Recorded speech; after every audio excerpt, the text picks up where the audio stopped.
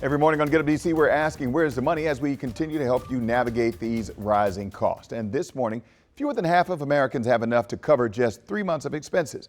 And experts say inflation is making it harder to rebuild those funds, but there are ways to help build those savings into a financial safety net.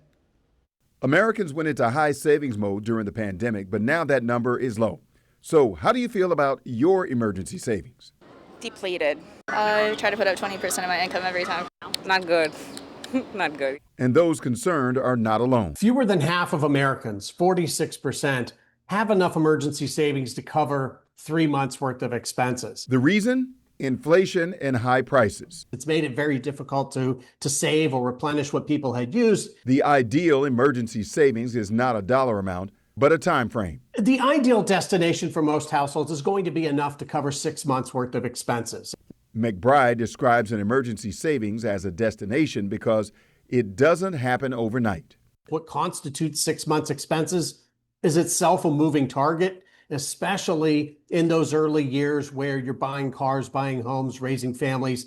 A good way to create the habit, adding a savings account to your direct deposit and assign an amount that you can afford so that your money is out of sight and out of mind.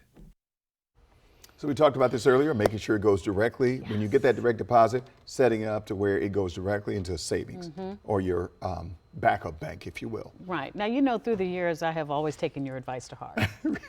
I'm really listening this time.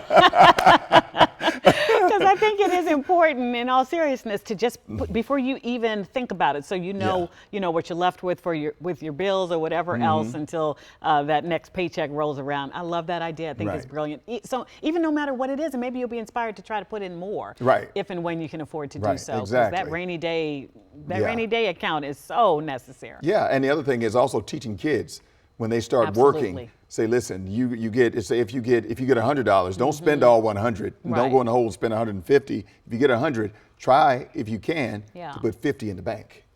Love that advice. Listen to your Uncle Wisdom. Yeah, listen to Uncle Wisdom. All right, we have more ways to save. Listen to WSA9.com because we're putting this information on our website, or you can just text the word money to 202-895-5599 and we will send it straight to your phone.